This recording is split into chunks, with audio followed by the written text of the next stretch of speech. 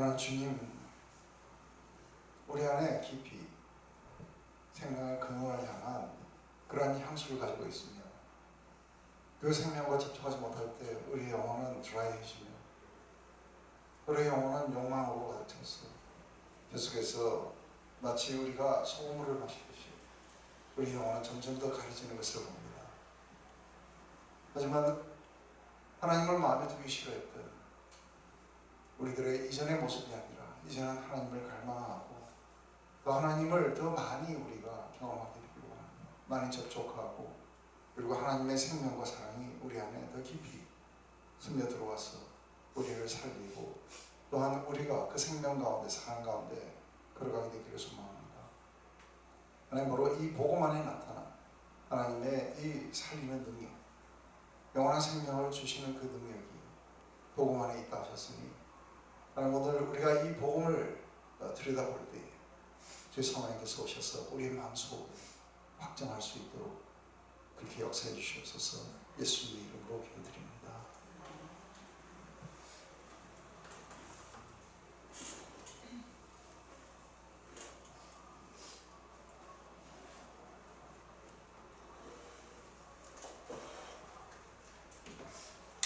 네, 우리 지난 시간에 또 안 오신 분들도 좀 계시고 그런데 어쨌든 지난 시간에 우리가 로마서를 우리가 나가기 전에 가장 기초가 되는 그런 어떤 부분들이 있습니다. 그것은 하나님이 누구시며 우리를 어떻게 왜 지으셨는지 그리고 우리가 그런 삶의 목적을 보면 우리는 죄가 뭐고 또 우리는 그 죄를 어떻게 짓게 되는지 그리고 그 죄를 통해서 어떻게 우리의 삶이 파괴되고 이러한 어떤 이야기들이 나중에는 우리가 어떻게 다시 돌아가고 우리가 구원을 얻게 되고 하는 그런 이야기들로 이렇게 나가게 됩니다. 그래서 가장 로마서 안에 이게 스며들어 있지만 명확하게 이야기하자는 것들 이런 것들을 우리가 가지고 지난 시간에 이야기를 했습니다. 그렇다면은 오늘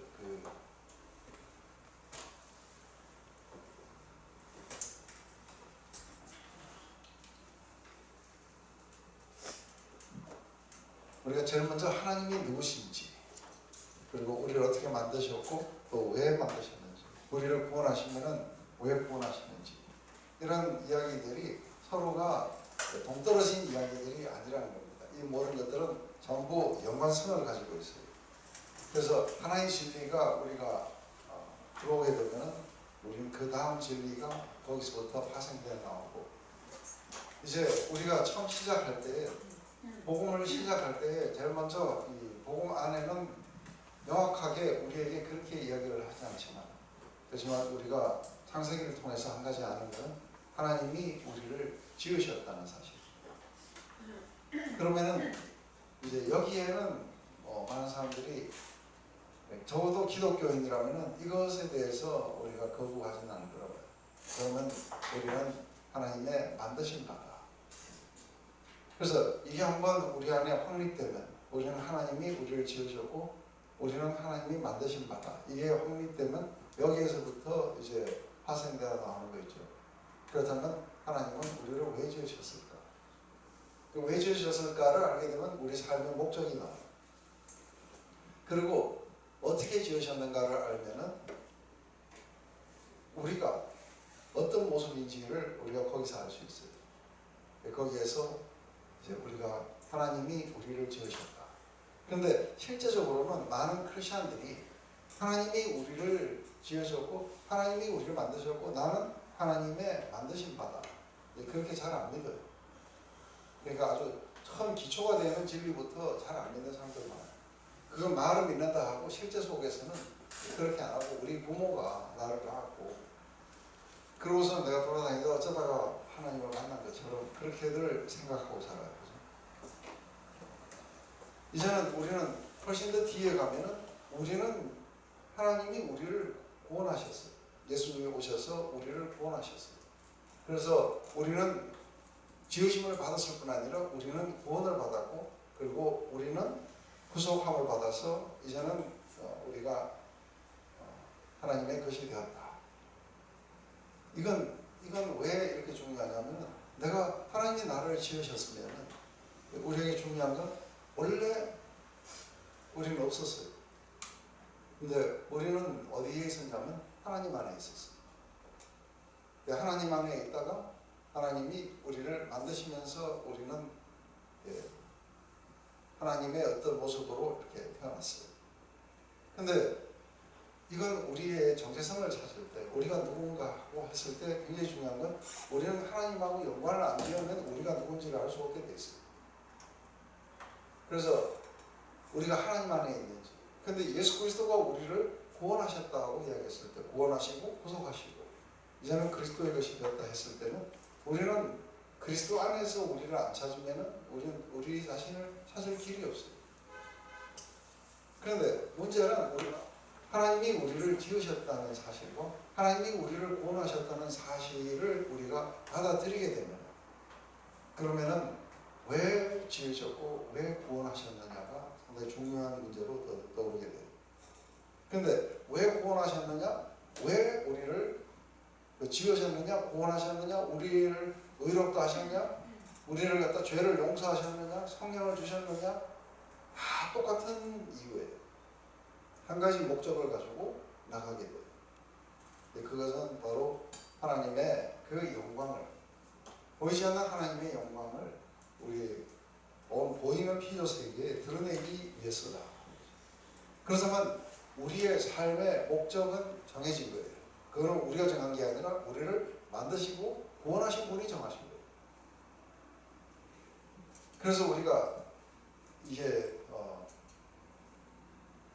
여기 보면 우리 에베소서에서도 창세전에 그리스도 안에서 우리를 택하사 우리로 사랑 안에서 그 앞에 거룩하고 흠이 없게 하시려고 그의 기쁘신 뜻을 따라 우리를 예정하사 예수 그리스도로 말미암아 자기 아들들이 되게 하셨으니 이는 그 사랑하는 자 안에서 우리에게 거저신 은과 그의 은혜의 영광을 참여하는 것이다. 이게 이제 우리를 택하시고 우리를 갖다가 그리스도 안에서 택하시고 구원하신 이유예요. 그런데 밑에도 보면 하나님이 미리 아신 자들로 또한 그 아들의 형상을 본받기 위해서 미리 정하셨으니, 제일 먼저 우리가 하나님이 우리를 갖다가 지으시기 전에 우리를 아시고 그리고 우리를 갖다가 그렇게 정하셨어요. 그분이 창조 전에 정하신 건 뭐냐면, 지금부터 짓는 이 인간들은 바로 하나님의 영광을 나타낼 수 있도록 그렇게 지으셨다고 하는 것이 하나님이 창조 전에 하신 결정이에요. 그러면 우리가 처음에 이렇게 지으심을 받아갖고 나왔을 때는 우리는 목적을 가지고 나온 거예요. 그 목적은 뭐냐면 하나님의 영광을 나타낼 그 목적을 가지고 나온 거예요. 그러면 이게 우리들의 기원이고 이게 우리들의 삶의 목적인 거예요. 그러면 지금부터 하나님이 하시는 모든 역사는 이 방향으로 흘러가요. 이 목적과 위배되는 것은 있을 수가 없는 거예요. 그렇다면 우리가 그것을 갖다가 그 진리를 받아들이고 나면은 우리도 또한 우리가 하는 모든 것들이 그 방향으로 가야 돼요. 그래야 우리의 삶의 목적은 성취가 돼요. 그래서 우리에게는 충족감이 오게 되어 있어요. 그렇다면은 우리가 이 방향으로 갈 때 우리가 무엇을 먹든 무엇을 마시든 하나님의 영광 나타나도록 하는 것이다. 그리고 우리가 삶과 죽음 모두에서 우리는 하나님의 영광을 드러내야 된다. 이것은 우리의 삶의 목적에 충실하고 있다는 거예요. 그런데 문제는 뭐냐면 우리가 이런 공부를 하거나 아니면 교리를 들으면 우리의 관심은 딴 데가 있어요. 어디에 가 있냐면 우리가 하나님이 우리를 택하셨다고 이야기하면 누가 택함을 받고 누가 택함을 받지 않았나, 왜 택했느냐는 안 물어봐요. 그리고 그게 안 택한 사람들은 그러면은 어떻게 하느냐 하고 이런 식으로 질문이 흘러가게 되는데, 성경은 거기 누가 택했고 누가 택함을 받지 않았다는 이야기는 안 해요. 하나님은 그분의 뜻을 따라서 어떤 사람들을 택하시는데 그 택하신 이유가 바로 그들이 하나님의 영광을 나타내도록 그렇게 했겠다는 거예요. 그래서 우리가 믿어가지고 지금 다 여러분들은 다 크리스찬이에요. 그죠? 예, 그래서 베드로전서 우리 2장 9절은 우리가 아주 유명한 구절이에요. 너는 택한 족속이요. 너는 왕같은 제사장이며 거룩한 나라며 하나님의 소유된 백성이다. 근데 너희들을 왜 그 어두운 가운데서 너희들을 불러냈느냐 했을 때 바로 그분의 아름다운 그 글로리를 나타내기 위해서 너희들을 어두운 가운데서 불러냈다고 해요. 그래서 우리를 뭐 내가 택함을 받았다 안 받았다, 우리에게 중요한 것은 내가 구원을 받았냐 안 받았냐, 왜 구원을 받았는지는 이야기를 안 하는 거예요. 그래서 구원을 받으려면 어떻게 받아야 되느냐, 아니면 구원을 내가 이거 받은 게 맞냐 안 맞냐 이거에 관심을 갖지 왜 구원하셨냐에 대해서는 관심을 안 가지니까 구원이 끝이에요. 그 뒤에 그럼 우리는 어떻게 살아야 되냐 했을 때 말은 하나님께 영광을 드린다 하고 실제로는 이게 자기 목적도 아니고 아무것도 아니고 결국은 뭐냐면 자기의 사후세계를 이렇게 보장받은 거예요. 그 위에 아무것도 없는 거예요. 이게 하나님이 나를 지으셨고 하나님이 나를 구원하시니 그 속에 내가 있지 않는 거예요. 그래서 한번 그 진리가 정해지면은 이 뒤에 나타나는 많은 진리들은 하나님이 우리를 지으셨고 하나님이 우리를 구원하셨다면 왜 지으셨고 왜 구원하셨느냐 했을 때 그분의 글로리를 나타내는 것이다. 이거는 아주 명확해요. 그런데 그렇다면은 우리가 어떻게 하나님의 글로리를 나타내느냐 했을 때 그분이 글로리를 나타내도록 지으셨다는 거예요. 그게 뭐냐면 그분의 모습을 따라 우리를 지으셨다. 그래서 처음부터 지으심을 받을 때부터 우리들은 그분의 모습을 본따서 만든 거예요. 근데 동물들은 어떠냐 했을 때 그들은 각기 종류대로 지었지 하나님의 모습을 본따서 만든 건 아니에요. 근데 인간들만 그 모습을 본따서 만들었다고 이야기해요. 근데 많은 사람들에게 물어봐요. 나는 누구냐? 너는 누구냐? 너는 누구며? 너는 삶의 목적은 뭐냐? 왜 이 땅에 존재하니? 하고 그러면 하나님이 나를 지으셨고 구속하신 거하고 아무 상관없이 내 삶의 목적은 뭘까? 나는 뭐가 돼야 될까? 하고 이런 생각을 하고 있는 거예요. 그렇다면 하나님이 우리를 지으신 목적들을 잊어버리고 그리고 자기 목적을 찾고 하는 거예요. 이거는 우리에게 한번 정해지면은 이제는 우리의 목적, 내가 이게 되고 싶다, 어쩌고 되고 싶다 이런 거는 일단은 싹 다 사라져야 되거든요. 이 목적을 따라서 나는 하나님의 글로리를 나타낼 수 있고 내게 주신 그 은사를 따라서 내가 이렇게 될 수도 있고 저렇게 될 수도 있고 하는 거죠. 이게 이제 그 부분이 그분의 그 형상을 따라서 우리를 지으셨다. 그러면 우리가 이제 하나님의 모습을 이렇게 드러내야 된다. 근데 이제 구원이 우리가 최종적인 목적이 아니라는 건 이해됩니까? 그건 수단이에요. 하나님의 목적을 이루는 이게 수단이다. 이거는 아주 우리가 처음부터 굉장히 분명하게 하고 있지만 근데 요 기본 진리를 잊어버리면 우리 안에 많은 고통들이 찾아와요. 왜냐하면 자기가 누군지 몰라서 혼란스러워요. 그리고 자기는 어디로 가야 되는지 알지 못하고 뭘 해야 될지 자기가 누구면 자기 삶, 자기는 이 땅에 왜 존재하는지 보면 잘 모르니까 그러니까 자기가 이 땅에 존재한다는 게 별 의미가 없다 싶으면 그냥 스스로를 목숨을 끊기도 하고 근데 우리는 그렇게 지으심을 받은 존재가 아니라는 것이죠. 근데 우리가 한 가지 알 수 있는 거는 이제 또 여기에서 하나님이 우리를 지으셨고 하나님이 그분의 모습을 본따서 우리를 만들었다고 이야기하는 것은 우리가 진정한 우리 자신이 될 때 우리는 누구의 모습이 나타나요? 하나님의 모습이 나타나요. 그리고 우리 인간인데 우리를 보면은 하나님이 누군지를 알아야 돼요. 그런데 우리는 또한 하나님이 누군지를 알면은 우리가 누군지도 알게 돼 있어요. 왜냐하면 하나님과 우리는 다르지 않는 거예요. 그런데 보통 우리가 생각할 때는 하나님과 우리는 너무 다르다고 생각해요.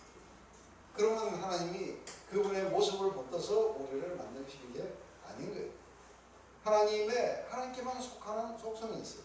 그거는 지으심을 받은 존재가 아니라는 거예요. 그리고 전지전능하시고 무소홀히 하시는 이거는 우리하고 다른 속성이 있어요. 그래서 한 가지는 차이가 있어요. 왜냐하면 그분은 창조주고 우리는 피조물이라. 그렇지만 그분의 모습을 이야기할 때는 똑같아야 돼요. 근데 어떻게 우리가 인간이 하나님의 모습과 똑같을 수 있느냐?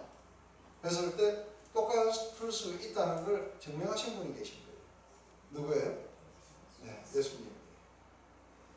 예수님은 하나님이신데 인간이 되셨어요. 그런데 사도 요한은 우리 요한복음 1장에서 그렇게 이야기하는 거예요. 그 영원전부터 계셨던 생명의 근원이셨던 또 말씀이셨던 그 하나님, 그 독생하신 하나님이 육신을 입고 이 땅에 우리 가운데 오셨다. 그런데 우리는 뭐를 보고 아느냐면 그 육신을 보고 하나님의 글로리를 봤다. 그래 보니 은혜와 진리가 충만하더라. 인간 예수 안에서 우리는 하나님의 모습을 보게 돼요. 그런데 더 그한 것은 인간 예수의 그런 어떤 모습 속에서 우리가 신성을 보지만, 그렇지만 인간 예수는 누구예요? 인간이에요.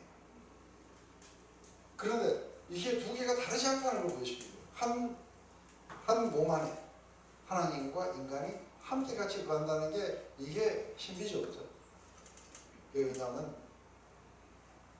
이 예수님은 정말 그냥 처음 그렇게 하나님의 모습을 본떠서 만들었던 처음에 아담의 모습이 있었다면 그 모습처럼 동일하게 그 모습을 가지고 있어요. 근데 처음 지었는데 하나님하고 다른 모습으로 지었으면 우리가 하나님처럼 되기 어려워요. 근데 우리가 처음 하나님의 모습을 따라서 만들었다면 우리는 하나님의 모습으로 돌아가야 우리가 처음 만든 거예요. 그래서 구원 말고, 구원은 우리의 모든 죄와 죄의 형벌로부터 우리를 구원했지만 구속이라는 게 있어요. 리뎀션이라는 게. 리뎀션은 이거 뭐냐면 처음 상태로 되돌려 놓는 것을 갖다가 구속이라고 해요. 성경 안에는 구속이라는 말이 많이 나와요. 그죠? 이것은 처음 상태로 되돌려 놓는다.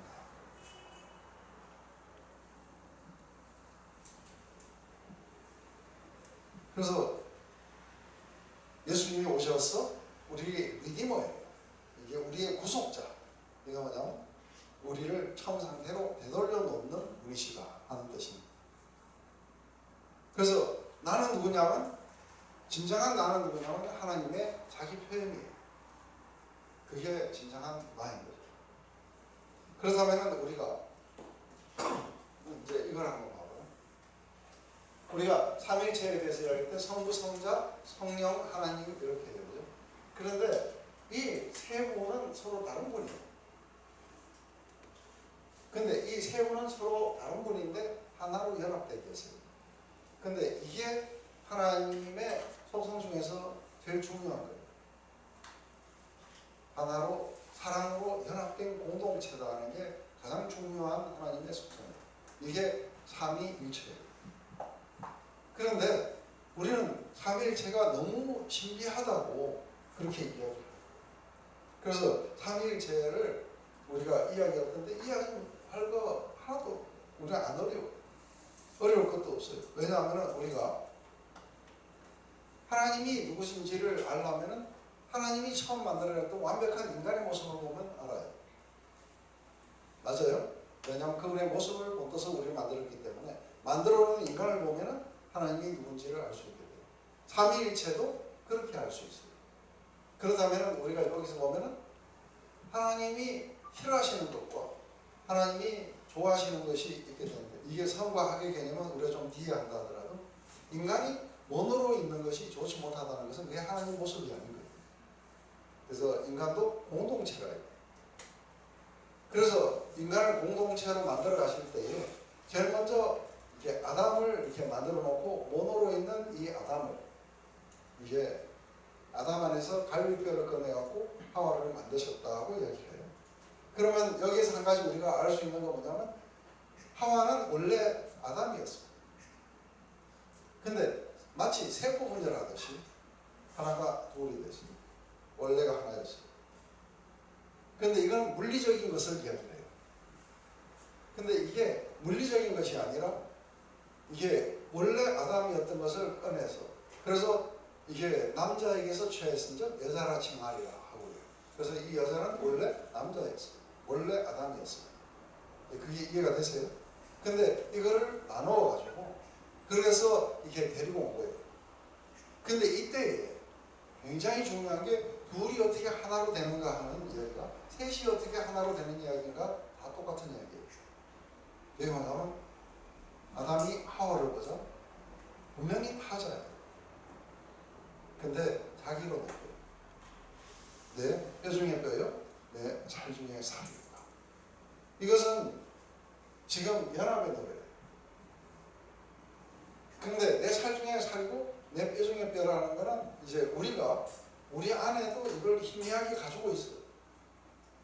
그래서 어떻게 우리는 가지고 있냐면 우리 딸 있잖아요. 그죠?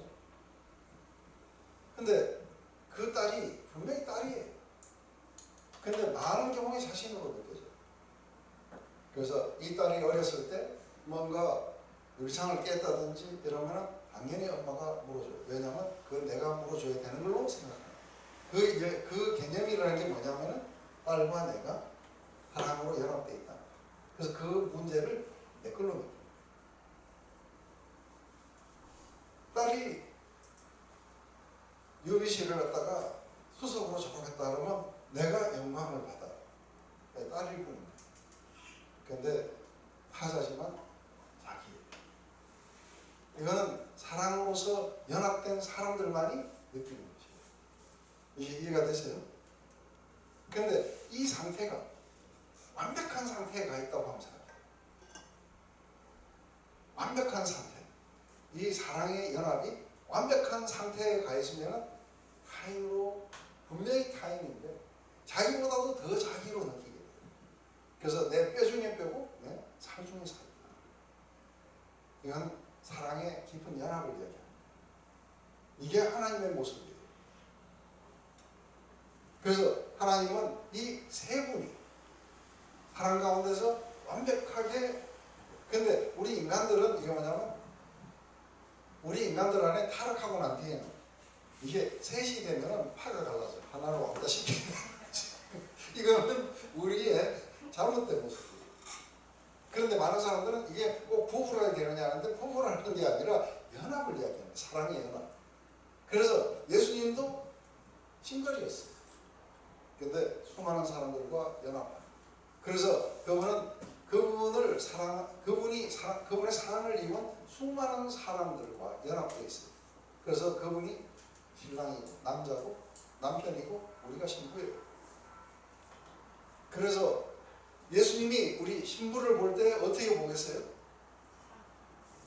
자신으로 보겠어요. 사랑 때문에 그런 거예요. 이게 이해가 되세요? 사랑 때문에 자신으로 보인다는 거예요. 그렇다면 지금 아까 우리 배경사님이 딸이 잘못한 걸 보면은 그것이 내 것으로 느껴져갖고 내가 갚아줘야겠다고 생각합니다. 그러면은 예수님이 사랑으로서 회경자매님과 연합되어 있다. 그렇다면 회경자매님이 죄로 허덕이고 있다. 예수님은 어떻게 보는 것 같아요? 자신의 죄를. 그리고 내가 처리해야 되는 그 문제로 느껴져요. 그래서 자매님의 죄를 자신이 지시고 십자가에 가십니다. 왜요? 사랑 때문에. 만약에 하나님이 이 속성을 갖다가 잃어버리면 삼위일체도 갈라져 버려요. 그 안에 경쟁이 생기고, 그래서 우리는 1위, 2위, 3위 이것도 잘못된 거예요. 왜냐하면 경쟁 사회가 아닌 거예요. 그래서 아버지 하나님이 제일 높고 예수님이 2등, 성령님이 꼴찌. 그건 타락한 세상 속에서 나타나는 거예요. 근데 이 사랑이 이거를 어떻게 다 무너뜨리는지 한번 봐봐요. 종이 있고 주인이 있어요. 근데 종이 주인을 사랑했어요. 주인을 사랑해가지고 자기는 그 주인에게서부터 떨어져 나가기를 싫어하는 거예요. 그런데 기한이 돼서 이제 우리 히브리 법에 이렇게 나와요. 6년이 지나면 이제는 주인으로부터 자유해서 가라고 해요. 그런데 안 가겠다고 주장하는 사람들이 있어요. 나는 영원히 당신의 종이 되겠습니다 하는 사람들은 제 길을 뚫어달라고. 그래서 송곳으로 길을 뚫으면 나는 영원히 당신에게 속한 것입니다. 이거는 사랑의 소속. 저는 영원히 그리스도의 종이 되고 싶어요. 여러분도 그러세요? 네. 그렇다면 이게 종일까요? 근데 주인은 그 종을 보면은 자기 생명처럼 느껴져요. 형제로 느껴지고. 이게 종과 노예 제도라든지 이런 것은 우리의 이게 죄성이 지배하게 될 때에 아주 심각한 문제인데, 사랑이 지배하게 되면 종하고 주인하고 차이가 사라져버려요. 그래서 그리스도 예수 안에 들어오게 되면 다 사라져요. 그리스도 예수 안에서는 종이나 자유자나, 그리고 여자나 남자나, 아니면은 유대인이나 이방인이 구분이 사라진다고 해요. 오직 그리스도 안에서는 다 사랑으로 연합된 하나라. 이게 하나님의 속성입니다. 그래서 우리가 삼위일체를 그렇게 이해한다면, 삼위일체가 나중에 가면 왜 예수님이 오셔서 우리 죄를 지시고 가셨는지 이해되세요? 근데 이제 이게 예수님은 사랑 때문에 우리 중에 하나로 헤아림을 받기를 원해요. 딸이 좀 잘못하면 창피해갖고 어디 딴 데 가시겠어요? 아니면 기꺼이 그 딸의 자리에 내가 같이 가겠어요. 만약에 우리가 사랑이 있다, 기꺼이 그 딸의 자리에 내가 함께 갈 수 있어요. 그 수치를 함께 나누고 싶어 할 거예요. 이거는 사랑의 연합 때문이에요. 근데 도덕가들은 달라요. 그래서 예수님은 죄인들이나 세리들이나 창녀들을 보면 같이 식사를 하려고, 그리고 그들에게 나의 형제여 자매여 하고 그들 가운데 하나로, 그리고 자신을 죄인 가운데 하나로 헤아리기를 원하는 것은 사랑의 연합을 이야기하는 것이지 실제로 죄가 있으신 분은 아니에요. 그 사랑의 연합 속에서 그들과 자기를 동행하시고. 그런데 이걸 이해하지 못하는 바리새인들은 뭐라 하냐면, 너희 선생은 왜 죄인들하고 식사를 하시느냐, 왜 죄인들하고 식사하시냐는 이 속에서 나오는 질문은 뭐냐면은 그들은 분리해야 되는 존재들이 아닌가. 근데 나중에 우리가 여기서 하나님의 이 속성 속에서 분리가 일어나는 건 죄가 분리를 만든 거예요. 그래서 그렇게 하는 이 바리새인들을 본 거예요. 자, 딸이 아프면은 약을 사주고, 그리고 낫도록 기도해주고 고쳐주고 싶어요. 맞아요? 딸이 부러움통에 받아서는 구해주고 싶어요. 딸이 처참한 속에 있으면 긍휼이 아주 강같이 흘러나오게 돼 있어요. 이거는 나중에 아내를 그렇게 사랑하는 자는 자기 몸을 사랑한다. 근데 이게 사랑이 여기서 사라져버리면, 사랑이 사라지면 전부 다 뭘로 변하는 거예요? 다 모노로 변해요. 그 모노로 변해가면 전부 다 분리가 다 일어나야 돼요. 맞아요? 그래서 나는 내 거룩을 지키기 위해서 널 딸이라고 이야기할 수 없다. 당신 우리 당의 국회의원인데 당신 그런 짓을 했으니까 탈당을 했다. 그런데 이게 한 사람이 아니라 너무 이렇게 여러 사람이 되니까 당명을 바꿔버리자. 그래서 당명을 바꾸면서 이 사람들과 분리해나가. 그러면서 나는 문제가 없다고 해요. 이거는 알생적인 거고, 이거는 죄가 그렇게 만든 거예요. 근데 우리 주님이 우리를 보실 때는 그렇게 안 보신다는 거예요. 하나님 세상을 이렇게 사랑하셨다. 이렇게 사랑하셔서 자기의 독생자를 우리에게 그렇게 주셨다는 건 이 세상과 이 세상을 자기와 하나 되게 하시기로 원합니다. 그래서 화목제물로 그 아들을 주시고, 그리고 세상을 자기와 화목하게 했다. 자기와 하나 되게 했다. 이게 하나님의 속성이면 이제 삼위일체에 대해서 이게 처음 우리 인간들이 나타나서 우리가 만약에 죄를 범하지 않았으면 어떤 일이 벌어졌냐 했을 때 우리는 아담과 하와는 서로 자기인 줄 알고 그렇게 사랑했을 거예요. 그리고 그 밑에 태어나는 자녀들도 전부 다 사랑 속에서 연합이 되어가지고 그래서 부모는 자식이 잘 되거나 못 되거나 했을 때 전부 자기 걸로 알고 자식은 부모가 어떠하면 자기인 줄 알고 그래서 그렇게 늘 생각하고 그리고 서로를 위해서 존재하는 공동체가 되었을 거예요. 근데 이게 완벽한 상태가 우리 하나님이시고 이 완벽한 상태가 우리가 가야 되는 천국이에요. 거기에는 다시는 분리가 없다. 우리는 그 공동체로 향해 가는 거예요. 그런데 이게 갑자기 죄 성령으로 말미암아 하나님의 사랑이 우리에게 부음받으면 일시적으로 그걸 경험해요. 그래서 성령 안에서 일시적으로 경험해 보신 적이 있으세요? 공동체의 아름다움. 갑자기 성령이 오시자 전부 사람들이 물건을 막 통용을 해요. 자기의 재산들을 팔아서 전부 다 같이 나누려고 하고 이게 자발적으로 이런 일들이 일어나는데 왜 일어나느냐 하면은 이게 이제는 다르게 보이지 않아요. 뿐만 아니라 우리를 그렇게 하나님의 모습으로 지으시고서는 모든 피조 세계를 다스리게 하시고 이게 원래 우리의 모습인데 이 모습이 어디에까지 나타나냐면 이게 우리를 통해서 하나님이 다스리시는 것을 통해서도 나타나요. 근데 다스림 그러면 우리는 죄된 세상 속에서는 높낮이가 있는 거예요.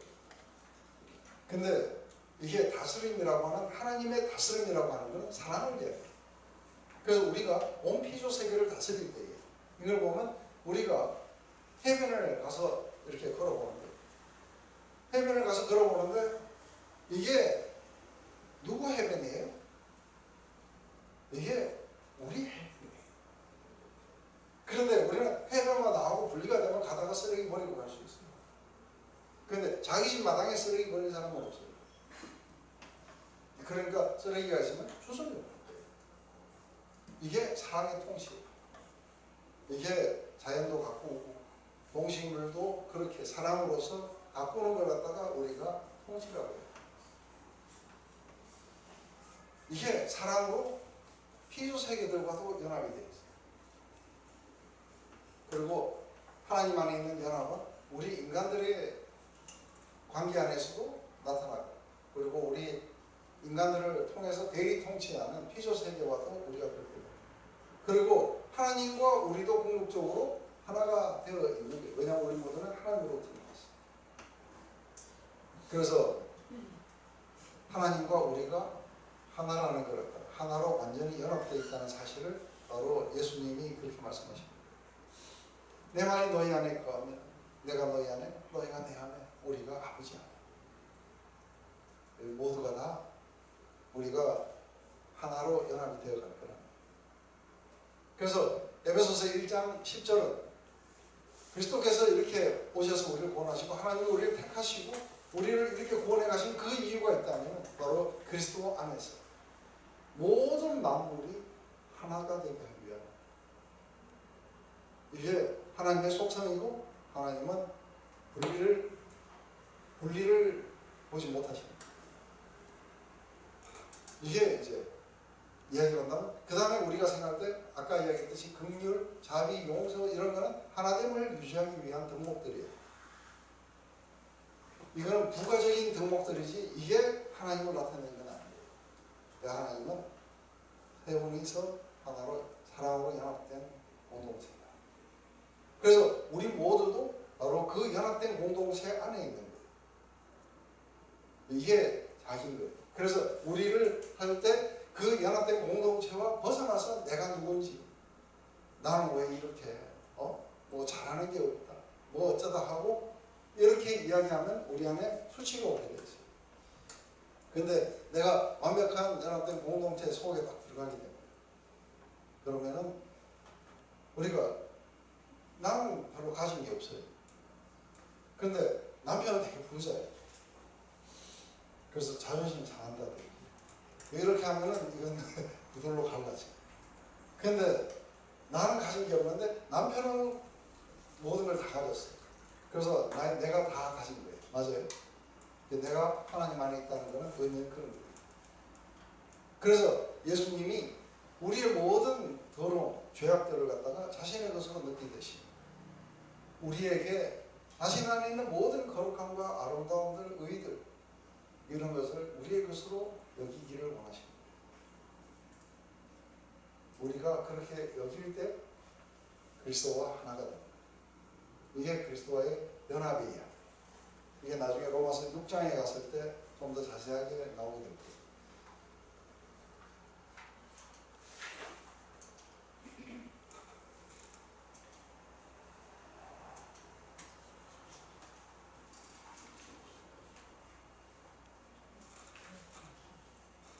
그래서 어떤 사람이 하나님이 자잘못을 가져갖고 네가 그랬어? 하고 이렇게 내 앞에 나오지 마라 하고 이렇게 이야기를 한다든지 이렇게 하면은 이게 우리 하나님의 모습이 아니겠죠. 그죠?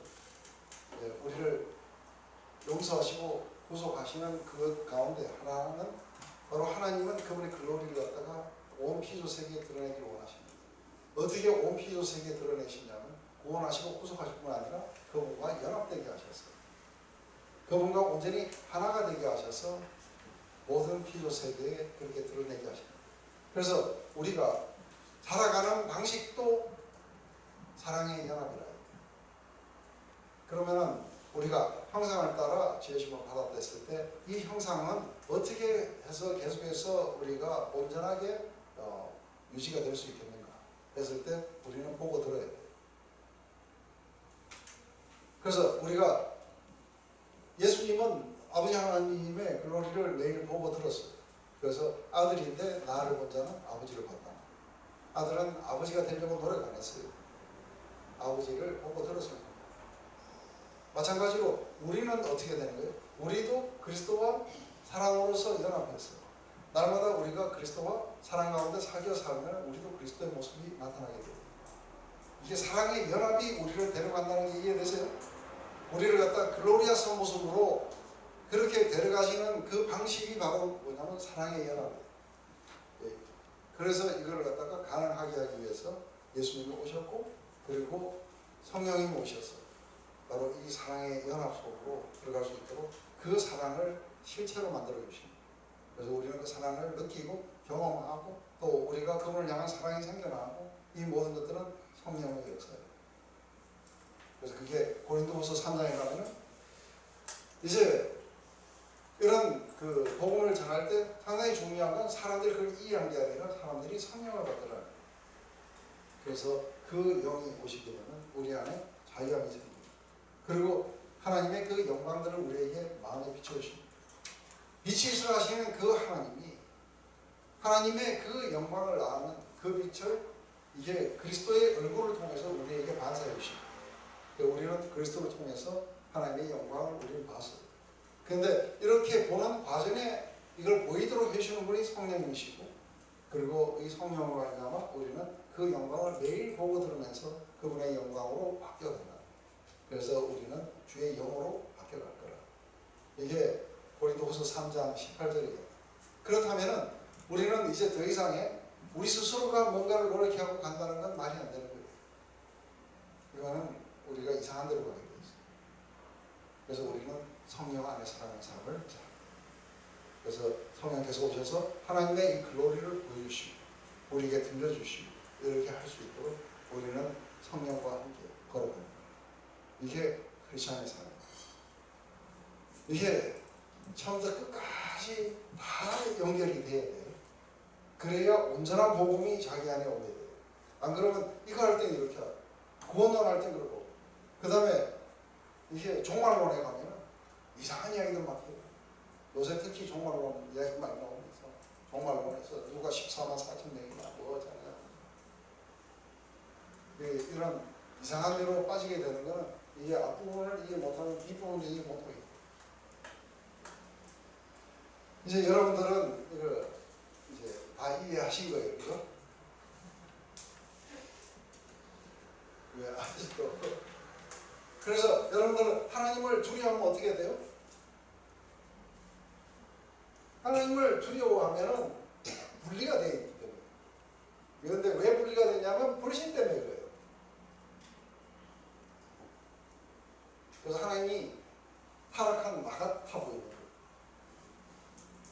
타락한 나 같아 보여갖고 자녀가 뭘 잘못하면 신경제부터 팍 나가 죽어라 하고 이러는 자기 안에 있는 잘못된 자기의 화신처럼 느껴져요. 네, 우리가 겁과 두려움 없어지니 영원하신 팔에 안기세요. 이 사랑에 대한 우리가 신뢰, 확신, 이게 우리로 그렇게 되고요. 그래서 여러분들은 그 하나님의 사랑의 확신, 이게 여러분들 안에 없으면은 여러분들은 하나님의 모습처럼 바뀌고 자기 모습으로 만들어가야 돼요. 두려움이 우리를 갖다가 자기를 갖다가 방어하게 만들고, 그러면서 하나님 앞에 내가 더 이상의 야단 안 맞는 모습으로 자기가 만든다고, 그러면서 이상한 괴물을 만들어서 가게 돼요.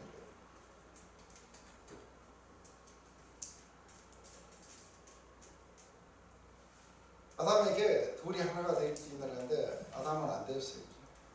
그런데 두 번째 아담이신 예수님은 그렇게 하셨어요. 그래서 우리가 아내와 남편이 이렇게 사랑해야 된다 하는 것은 실제적으로 그 어떤 신비, 둘이 하나가 되는 이 신비는 그리스도와 교회에 대해서요. 그래서 우리는 이게 결혼식에도 많이 이야기하고 이렇게 하지만 이거는 인간들의 능력으로는 안 되는 거예요.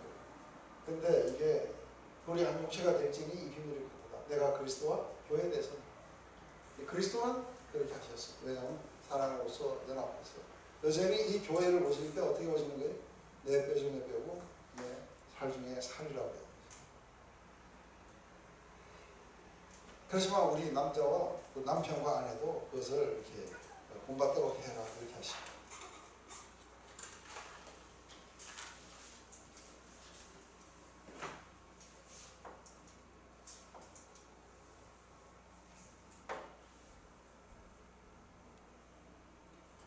우리 쉬었다. 우리 비로소 로마서 1장을 이제 처음으로 펼쳐봅니다. 매일매일 8장까지 그렇게 읽으셨어요? 네? 아니라 그러면 어떻게 해요? 제가 그 나눠드렸잖아요. 그걸 따라서 매일매일 로마서를 읽으시라고 했어요. 그 내용들이 들어와 있어요. 그래서 제가 오면은 이거를 다 읽으면은 시간이 너무 많이 걸리니까 이게 다 내용을 알고 있어야 돼요. 그래야 제가 바로 막 나갈 수 있는 거예요. 제일 먼저 사도 바울이 로마 교회에 이렇게 이 교회는 바울이 세운 교회가 아니에요. 로마 교회는 아직 한 번도 안 가본 교회예요. 바울에게. 그런데 놀랍게도 뒤쪽에 보면은 16장에 가면은 누구에게 문안하고 누구에게 문안하고 하는데 리스트가 보통 많은 게 아니에요. 그래서 이 전부 다 어떻게 해서 만났을까 했을 때 사실상은 로마 밖에서 만났어요. 근데 어떻게 해서 이렇게 만나게 되냐면 글라디오가 이렇게 황제가 되고 이랬을 때에 그때의 모든 그 로마에 있는 유대인들을 추방했어요. 그때에 브루스길라와 아굴라도 추방당해갖고 고린도에 와서 바울을 만나게 돼요. 그래서 추방당해갖고 많이들 와서 안디옥으로 그 다음에 에베소로 뭐로 이렇게 나왔는데 이 사람들을 거기서 많이 만나고 난 뒤에 그 뒤에 네로가 집권을 하면서 다시 들어오라 해가지고 사람들이 많이 들어가게 됐어요. 그러다 보니까 지금 이 교회는 그 거기에서 있는 그 이방인들이 상당수를 차지하고 있었고 그때에 이 로마 교회에서 유대인들은 밖에 쫓겨났다가 다시 들어가게 됩니다. 그러면서 이제 유대인과 이방인들이 그 안에서 이렇게 하게 되는 같이 함께 교회를 하게 되면서 분열이 일어나죠. 그래서 우리가 나중에 보면 한 성령 안에서 한 목소리로 우리 하나님께 영광을 드리자 하고 이제 15장에 가면 나와요.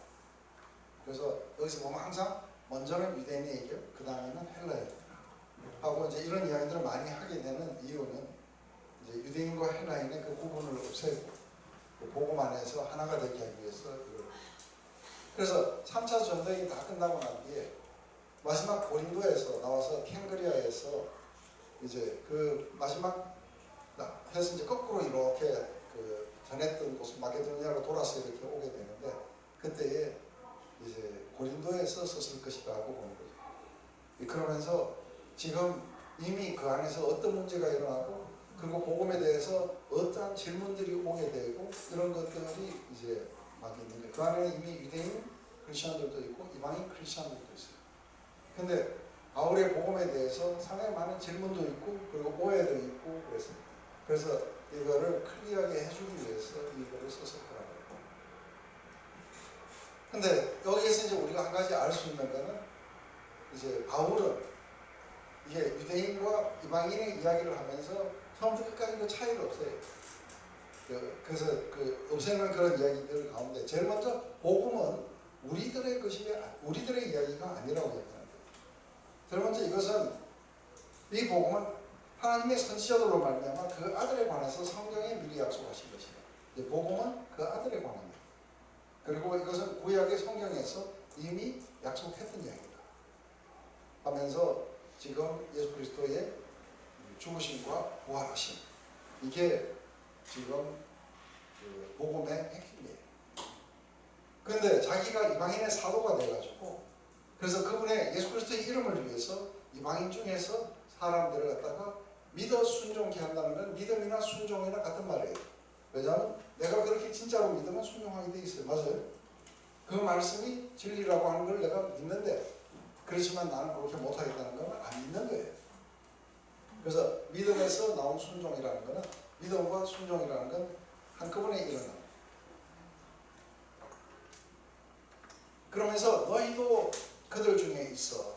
너희들도 바로 그 그리스도의 것으로 부르심을 받았고 그래서 그리스도의 것으로 너희는 부르심을 받았다.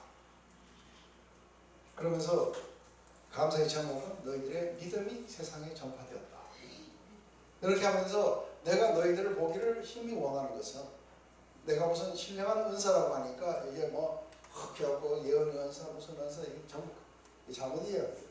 내가 너에게 신령한 은사를 나눠준다는 거 이게 선물이에요. 그죠? 이것은 복음이에요. 너희들에게 복음을 전해서 왜냐하면 너희들의 믿음도 견고하게 돼요. 그래서 너희들의 믿음이 견고한 걸 보면 내가 안위를 얻게 될 것이다 하고 이야기합니다. 그렇지만 내가 너희들에게 여러 번 가려고 했지만 길이 막혔었다. 근데 나는 늘 미친 자처럼 복음의 미친 자처럼 난 그렇게 살았다. 이러면서 이제 이 복음의 핵심에 대해서 이야기해요. 그러면서 내가 이 복음을 부끄러워하지 않는 것은 이 복음에는 모든 믿는 자에게 구원을 주시는 하나님의 능력이 됩니다. 이 복음이 이제 믿는 자들에게는 복음을 받아들이는 자에게는 구원을 주시는 하나님의 파워로 작용하게 될 거라는 거예요. 그것은 유대인과 헬라인의 차이가 없다는 거예요. 첫째는 유대인이요. 그 다음에는 헬라인입니다. 그래서 이 복음에는 뭐가 나타나냐면 우리가 어떻게 살아야 되는지가 나타나는 게 아니고 하나님의 의가 나타나는 거예요.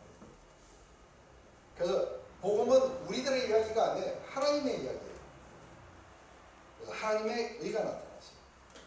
우리를 이 하나님의 의가 나타나고 우리를 갖다가 믿게 하는 거예요. 그래서 이거는 이제 우리의 믿음으로 우리가 그 하나님의 의를 받아들일 뿐 아니라 그 믿음이 지속되게도 해줘요. 그래서 이거는 처음부터 끝까지 이제는 우리는 어떤 개념 속에서 하면 하나님이 우리를 만드셨고 하나님이 우리를 구원하셨어요. 그런데 많은 사람들은 어떻게 잘못 생각하냐면 이제 우리가 오늘 얘기할 때 완전 타락이라는 게 있어요. 완전 타락이라는 것은 우리가 조그만 거라도 남을 위해서 이렇게 살 수 없는 이야기가 아니에요. 완전 타락이라는 건 하나님을 상실해버렸고 우리 힘으로는 하나님을 찾아갈 수가 없어요. 우리에게는 그런 능력도 없고 하나님의 이 비밀을 알 수 있는 능력도 없어요. 이거는 우리의 지혜로 안 되게 돼 있어요. 그래서 오직 성령으로 우리에게 보여주실 때만 우리는 이것을 깨달아 알 수 있게 돼 있어요. 그래서 우리는 지금 어디에 갇혀 있느냐면 하나님의 그 진리에서부터 완전히 멀어져 있는 상태에 갇혀 있는 거예요. 그래서 아무도 하나님을 찾는 사람도 없고 그리고 하나님이 우리 인간을 뭐를 원하셨는지 어떻게 만드셨는지 이런 거에 대한 지식도 다 사라진 거예요. 이런 상태에 있는 이 인간들을 하나님은 구원하신다. 그럼 어떻게 구원하셨냐면 누구를 구원하실지 선택하시게 돼요. 그리고 거기에다가 예수님을 보내셔갖고 우리의 죄를 갖다가 다 없애시고 성령을 보내셔서 우리에게 알려주셔야 우리가 알고 믿게 돼요. 그러니까 우리는 하나님이 행하신 것을 우리가 믿게 되면서 하는데 이 믿음도 내가 믿어야지 해서 믿을 수 있는 게 아니고 하나님이 우리에게 눈을 열어주실 때 우리는 믿게 돼요. 그래서 이게 가능하려면 어떻게 돼야 되냐 했을 때 예수님은 사람들이 찾고 구하고 두들기라. 그리고 구하는 자에게 하나님이 성령 주시지 않겠느냐. 우리의 마음이 가난해졌어. 우리에게 문을 열어달라고 할 때 그때 하나님만 이것을 아주 즐겨 열어주실 거예요. 그런데 이게 마치 우리들의 이야기 같아요. 구원이. 결국 구원은 우리들의 이야기가 아니고 하나님의 계획이고 하나님의 역사다. 그러면 우리는 뭐냐 하면 이것은 이 복음 안에는 하나님의 역사, 하나님의 의, 하나님의 구원, 심판 이게 나타납니다.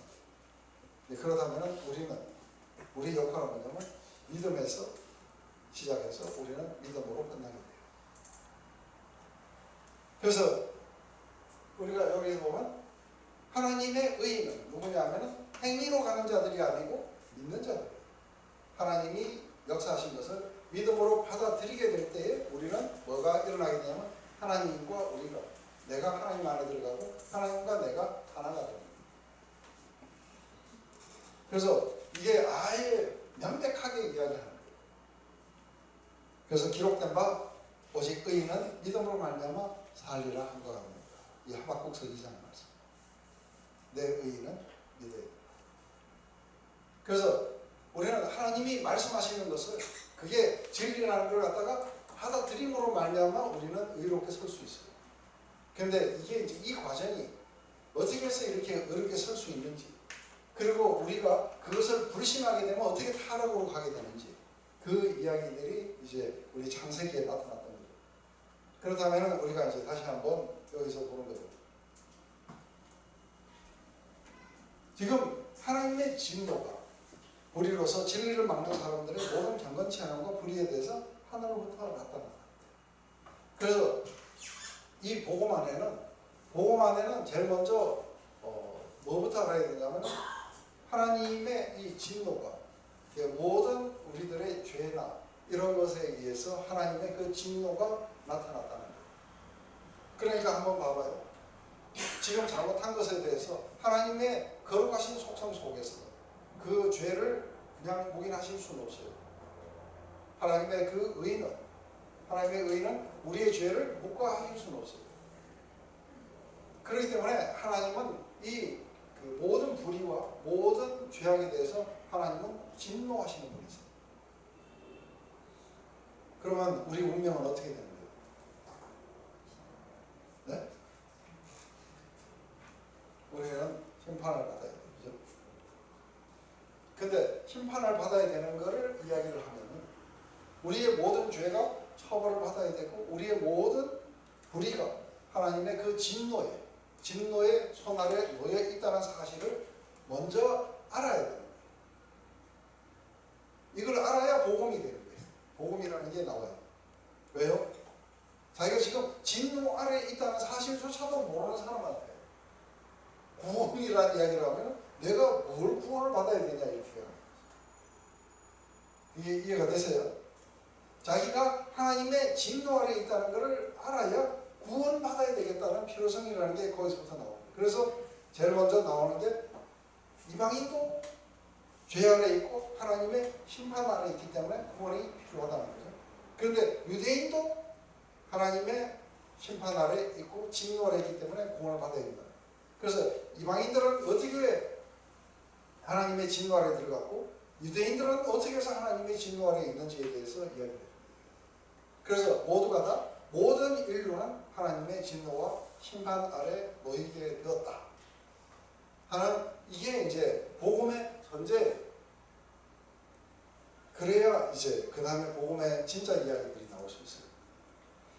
그래서 여기에서 보면은 제일 먼저 우리가 하나님의 만드신 모든 피조세계 안에 하나님의 신성이 나타났지만 그것을 하나님을 인식하더라도 우리들은 그걸 억압해버려요.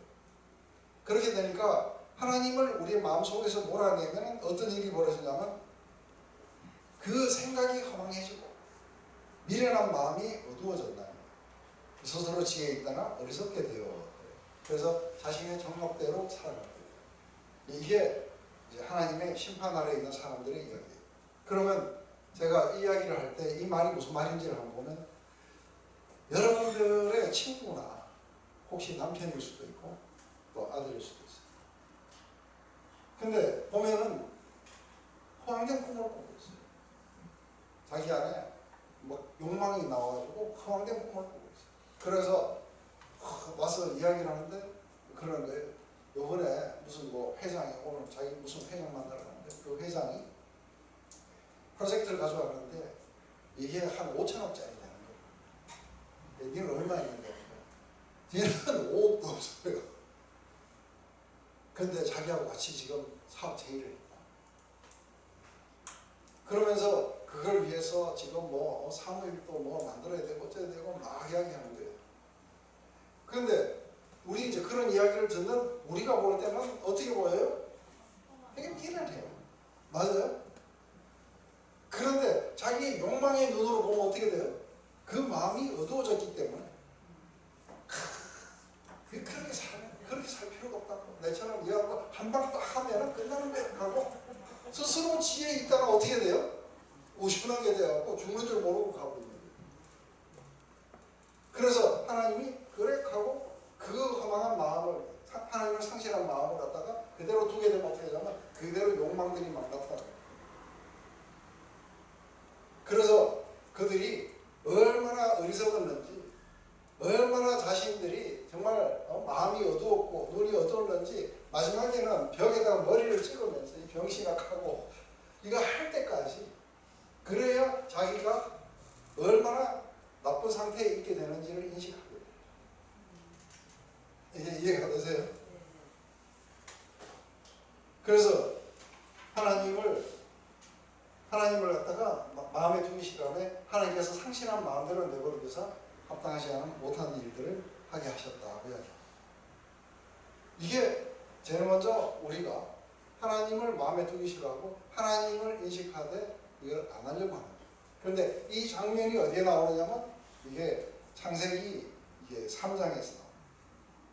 그래서 우리 창세기 3장 많이 읽었지만 우리 마스크 하고 답답하시지만 그래도 마스크를 쓰신 채 한번 조그맣게 한번 읽어보십니다. 시작.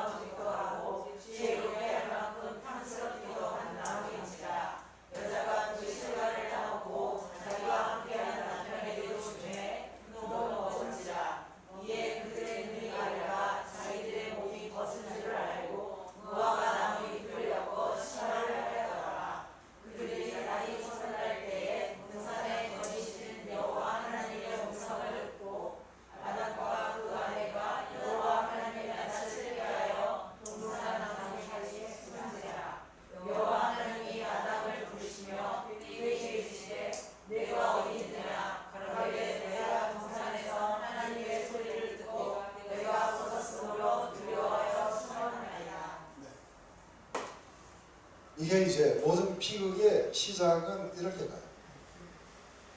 이게 하나님이 우리를 지으셨어요.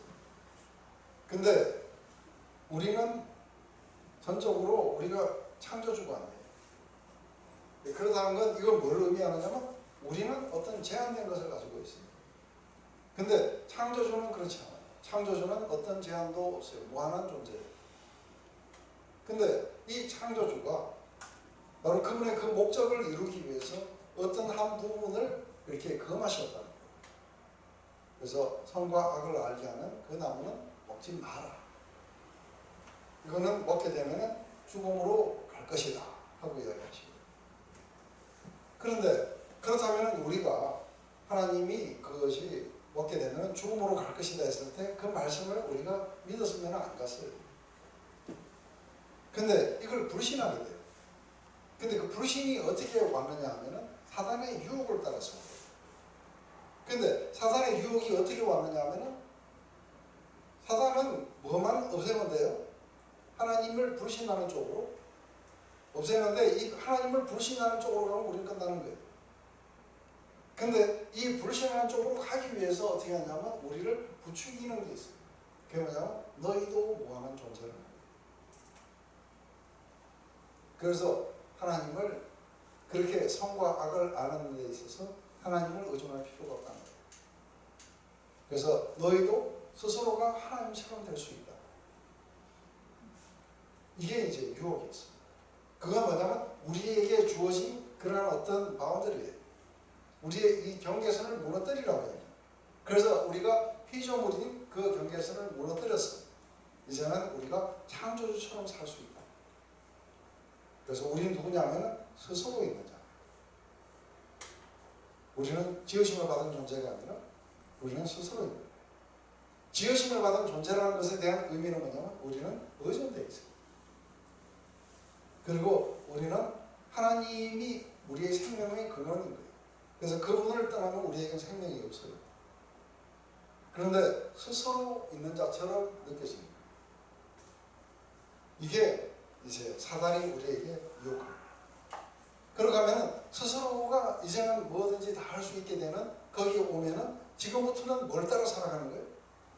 자기 욕망을 따라 살아가는 거예요. 그래서 자기의 욕망의 눈으로 보지 이제는 하나님이 말씀하신 진리의 눈으로 보는 게 아니라 자기 욕망의 눈으로 보면 돼요.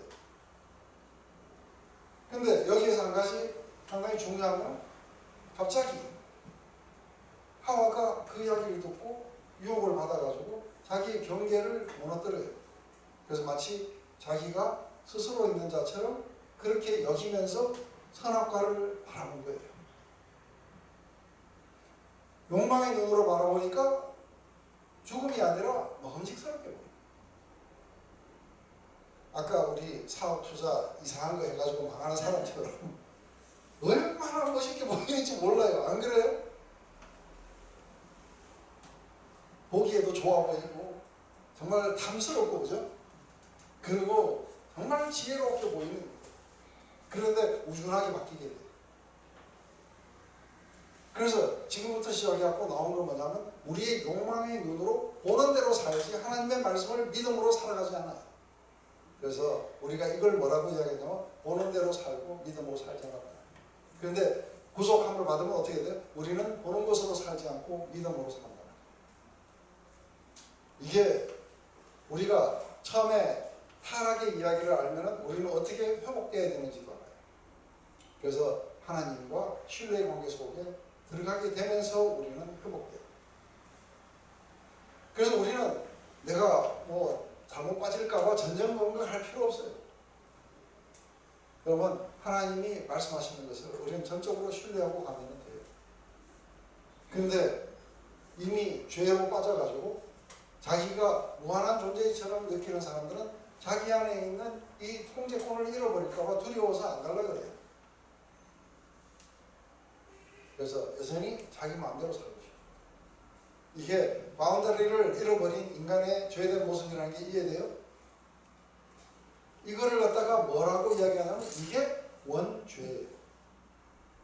그래서 다만 그것을 그렇게 봤을 뿐이지 죄를 지은 건 아니잖아요. 그런데 문제는 뭐냐면 이제는 믿음을 잃어버렸기 때문에 죄된 시각을 가지고 있다. 그래서 새로운 틀이 우리 안에 생겨요.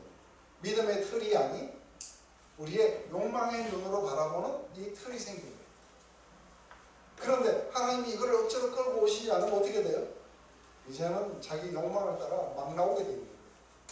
이게 공장이에요. 그래서 이 안에 있는 사람들은 어떻게 사냐면 자기가 생각할 때 이건 정말 좋겠다고 생각하면서 다 이제 이상한 투자를 했던 사람처럼 다 망해가고 다 죽음으로 하게 돼요. 이거를 이해 못하면은 뭐 내가 뭐 이런 잘못을 했는데 저런 잘못을 했는데 이 틀은 그대로 가지고 있는 거예요. 틀은 하나도 안 바꾼 거예요. 지금 공장에서는 계속 생산되어 나오는 제품 하나하나를 가지고 이걸 잘못했습니다. 저거 잘못했습니다 하고 백날 해봐도 뭐예요? 계속 생산되어 나오고 이게 이해가 돼야 되는 거예요. 그죠? 그래서 상실한 마음대로 내버려두면 욕망을 따라 살아가게 되어 있어요. 그래서 마음이 어두워지고 무준하게 되고 지혜 있다나 어리석게 변하고 그러면서 그 상실한 마음 속에서 자기 욕망을 따라 이제는 오만 것들이 다 튀어나오게 될 거다. 그래서 이게 원죄라는 것은 바로 하나님을 트러스트하는 그 믿음의 프레임에서 불신으로 돌아서서 자기가 보는 것으로 살아가는 이 프레임, 이게 원죄다. 타락이라는 것은 바로 여기 믿음에서 떠나서 보는 것으로 간 것을 타락이라고 합니다. 명백하게 말씀하신 거예요. 각종 실과는 먹어도 되는데 동산 중앙에 있는 선과 악을 알게 하는 나무는 먹지 마라. 내가 먹게 되는 날 정녕 죽을 것이다. 이렇게 아주 명백하게 이야기한 것도 아닐 거라고 생각해요. 그런데 왜 아닐 거라고 생각하느냐면 우리는 이 욕망을 따라 살아가고 싶은 이게 아주 강하면은 그 진리가 희미해져 가요. 우리가. 맞아요? 그래서 그냥 해본 말씀이시겠지. 뭐 죽는다는 게 뭐 진짜 죽겠느냐 하는 거죠. 그래서 우리가 하나님이 우리를 지으셨다는 것을 우리가 아까 이야기를 하면 우리는 무한한 존재가 아니다. 그래서 우리는 하나님을 의존해야 되는 존재고 그리고 우리에게는 어떤 하나님이 제한을 두실 수 있다. 그래서 이게 피조 세계에 우리가 주는 제한이다. 이것은 우리가 우리의 삶을 갖다가 온전하게 살아가기 위한 한 방편으로 이게 금해진 거예요. 그래서 이것은 마치 그 어린이 놀이터에서 이 범위 안에서만 놀아라 하는 것은 우리의 안전을 지키기 위해서 이렇게 금해진 거예요. 그런데 이거를 아이들이 억압으로 느끼면 어떻게 돼요? 그리고 밖이 위험하지 않을 것이다 하면 이제 막 튀어나오고 차에 치여죽고 그러겠죠. 우리는 하나님처럼 되고 싶어요. 근데 우리의 욕망의 눈으로 그렇게 되려고 했던 것이죠. 그래서 하나님이 참으로 먹지 말라 이거는 둘 중에 하나인 거예요. 하나는 하나님이 뭔가 속이는 거. 나는 다 아는 거예요. 사단은 다 아는데 에이 하나님이 정말로 그러셨단 말이야. 그럼 그 의미 뭐예요? 하나님 뭔가 감추시고 있다. 아니면 네가 잘못 들었다. 이래가지고 그 하나님이 명백하시게 하신 말씀이 우리 안에서 희미해져 버렸어요. 그러면서 또 다른 가능성에 대해서 이야기할 때 그거는 너희들이 이렇게 살 수도 있는 거 했을 때 눈이 팍 띄는 거예요. 그래서 어리석은 사람들에게 그런 제의가 들어오면은 그래서 사기 당하는 사람만 사기 당하는 거 아시죠?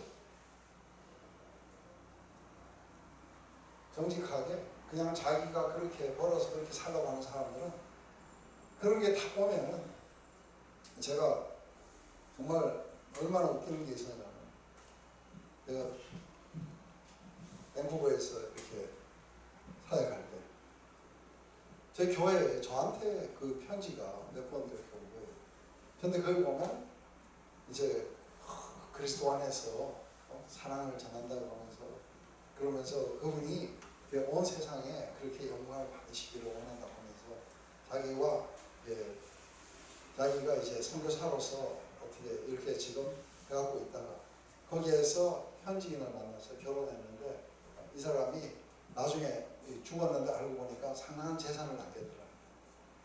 그런데 이 사람의 이 재산을 이제 그 찾아오려고 하면은 그 이렇게 무슨 뭐 인지대라든지 뭐 이런 게 필요하다고 그래가지고 그래서 하는데 자기도 지금 현재 몸이 좋지 않고 이래가지고 자기는 이거를 하나님의 영광을 위해서 쓰고 싶다고. 그래서 그 교회에다가 도네이션 하고 싶고 그러면서 또 혹시 그런데 알면은 자기에게 이야기를 해주면은 자기도 이렇게 그런 데에 나누고 싶다고. 그래서 우리 모두가 다 이렇게 해서 하나님의 글로리를 위해서 하나님의 나라를 위해서 쓰자고. 너무 잘 너무 잘 써가지고 감동을 받는다니까요.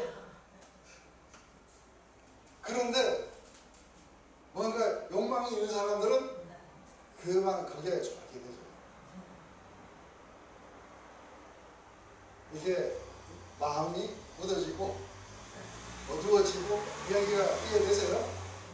그런데 그런 거에 대해서 이미 이게 속임이라는 걸 알고 이런 사람들은 그런 오면은 뛰지도 않고 그냥 쓰레기통에 바로 가요. 제가 웃기는 거는 제가 럭키 금속에 이렇게 근무하고 있을 텐데 갑자기 인도에서 편지가 왔어요. 그러면서 자기들이 비처를 이제 지금 600만 불어치를 사고 싶다는 거예요. 그러면서 뭐 어쩌고저쩌고 이야기하면서 그래서 우리가 순도 검사를 하게 이러면서 이제 그 샘플을 어느 정도 보내달라고. 그러니까 뭐 샘플이니까 보내줄 수 있잖아요. 아니면 신발 공장에 있는 사람들에게 신발 한 박스만 한번 보내달라고. 이러면은 이 사람들이 이제 굉장히 바이언 줄 알고 보내잖아요.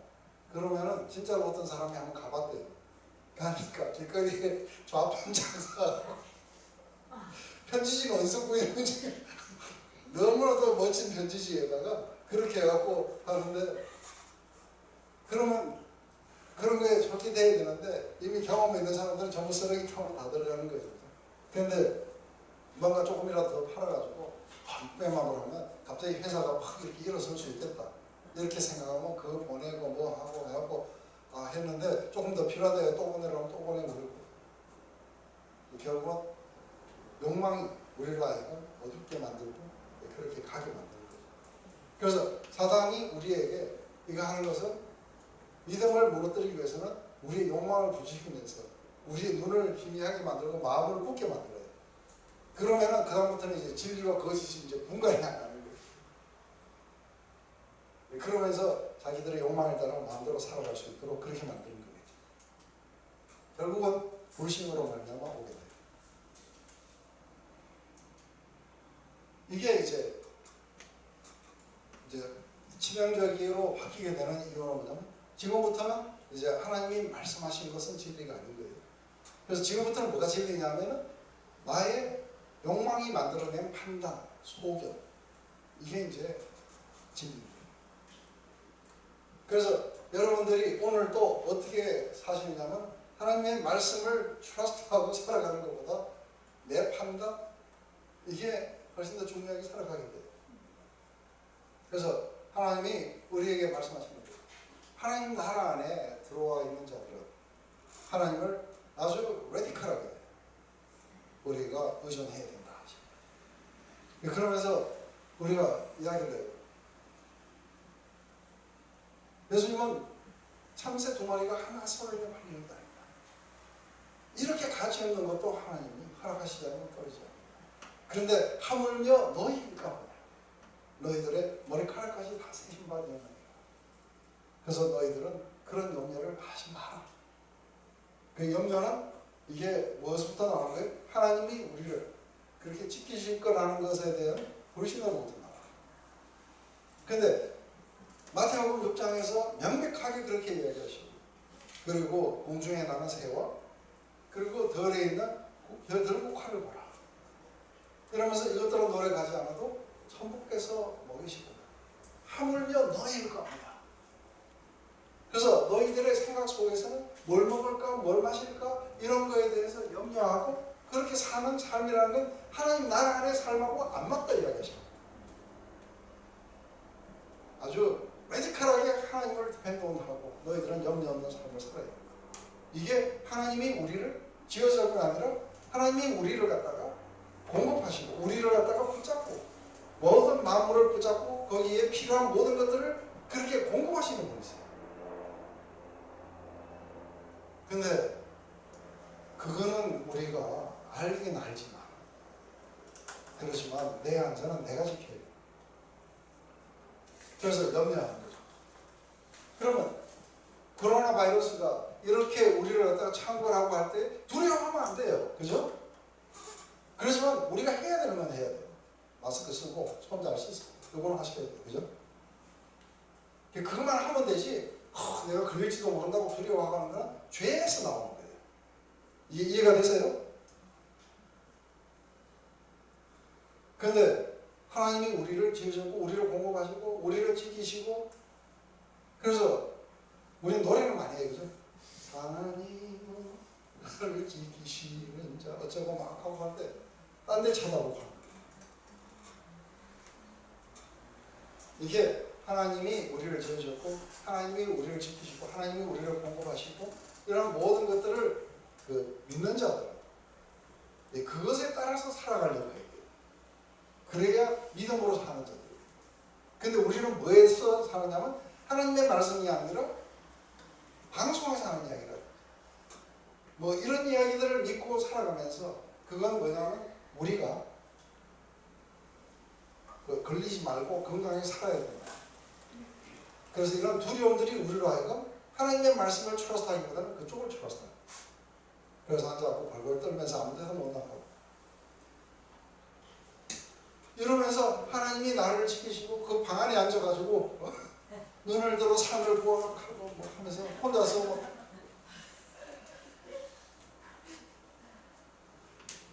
이게 그러니까 안 맞는 이야기들 하고 있는 거예요. 맞아요?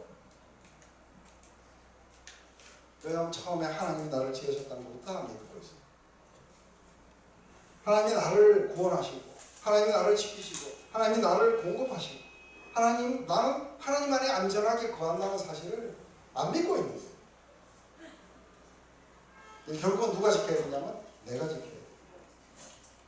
방역 당국이 지켜야 돼요.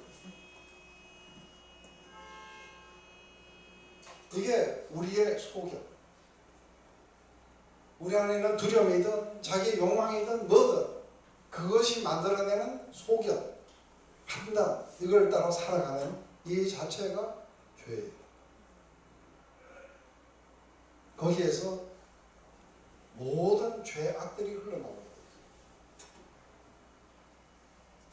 이거를 이해 못하면은, 그래서 우리는 처음에 믿음이 없다가 말씀을 트러스트하려고 가면은 온 몸이 벌벌 떨려요. 공포 속에 들어간 거예요. 그만큼 우리는 자기 통제 속에 살았지 하나님을 트러스트하는 속에 안 살았어요. 그런데 이거를 목숨을 걸고 해보는 믿음의 선한 싸움을 싸우는 사람들이 있어요. 들어가 보면 이게 진리라는 걸 알게 돼요. 두려워할 필요가 없다는 걸 아는. 이 믿음이 우리로 하여금 온 세상을 이기게 하고, 이 믿음이 하나님의 사랑에 대한 이 확신이 우리로 하여금 이 모든 팬데믹은 어떤 것이든 그 안에 우리가 넉넉하게 이기게 되는 거예요. 내가 하나님의 사랑에서 끊어질 수가 없다는 걸 아는 사람. 이 모든 것들이 하나님은 여기서 여전히 역사하시면서 나의 선으로 만들어 가실 거예요.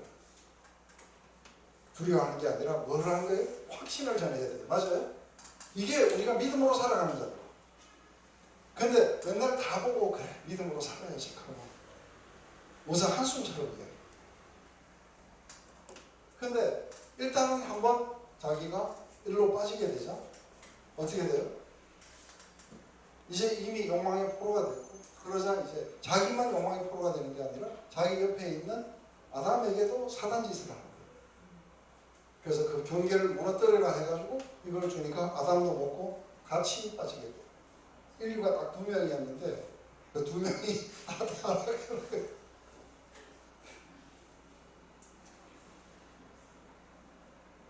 다시 한번 여러 가지로 이야기하는 거예요. 우리가 하나님의 말씀을 따라 사는 게 아니라 우리가 우리의 판단, 우리의 소견, 우리가 보는 것으로 살아가는 이 자체가 잘못된 프레임인데 이게 사단이 우리에게 만들어요. 그래서 일단 하나님을 우리의 마음에 몰아내면은 그 다음엔 욕망을 따라 살아가기 때문에 뻔할 뻔짜죠. 그죠? 그 뒤에는 안 봐도 압니다. 그래서 제가 이걸 이야기하는 거죠. 하나님이 죽음이라 했을 때 이게 죽음이라는 걸 트러스트해야 돼요. 그리고 우리에게 어떤 한계가 주어졌다고 했을 때 그 한계를 받아들여야 돼요. 우리는 하나님에게 어떤 사람들은 이게 기도에서도 죄악이 나타나요. 왜냐하면 미래가 어떻게 되는지까지 환하게 다 보여주셔야 돼요. 안 보여주셔도 자기는 보는 거예요. 그러면서 뭐 너는 저쪽으로 가야 되고 너는 어디로 가야 되고 뭐 하면서 미래가 자기 통제 안에 있어야 안심하는 거예요. 근데 우리에게 안 알려주세요. 왜요? 우리가 믿음으로 살아가기를 원하십니다. 보는 것으로가 아니라 믿음으로 살아가야 돼. 그죠? 보는 것으로 살아가는 것은 죄악이에요. 근데 여자가 본적 보니까 뭐함직, 먹음직, 지혜롭고 탐스럽다. 이게 뭐냐면 이게 안목의 정욕, 그리고 육신의 정욕, 그리고 세상의 사랑인데 이거는 하나님께로부터 온 게 아니라. 그렇지만 여전히 우리는 이 속에 많이 빠져 있어요. 하루 일과를 보면 거의 이 속에서 산다고 해도 과언이 아닐 정도로. 믿음은 휴지 조각되니까 내 안에 아무것도 안 일어난다. 열심히 교회를 다녀도 내 안에 아무것도 안 일어나.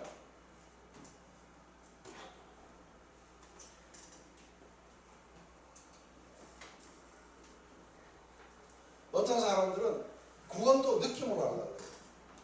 믿음으로 합니다. 그래서 본어게임 어떻게 되냐 했을 때 내 안에 어떤 느낌들이 오고 하나님을 경험하는 어떤 느낌이 오고 그건 느낌을 믿는 거예요. 말씀을 믿는 게 아니라.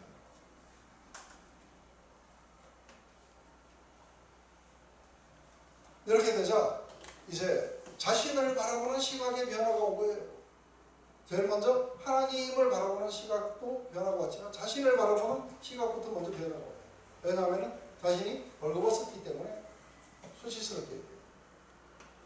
그리고 하나님을 바라보는 시각에 변화가 온 건 하나님을 두려워하기 시작해요. 이게 연합이 다 깨진 거예요.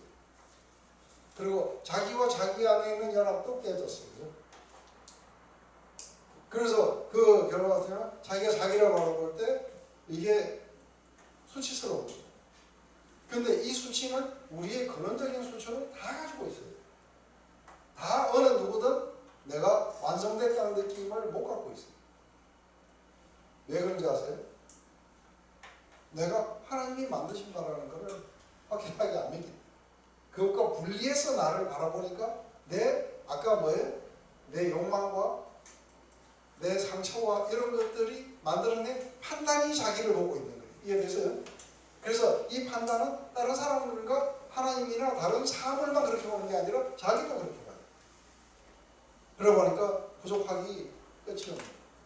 왜냐하면 나는 이렇게 됐어요. 지금 욕심이 있다.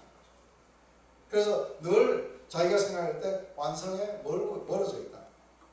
그래서 이 수치만큼 뭐 하려고 하는 거예요? 하려고. 그리고 이 수치를 갖다가 자기가 부족한 만큼을 자기가 스스로가 채우려고 노력해요.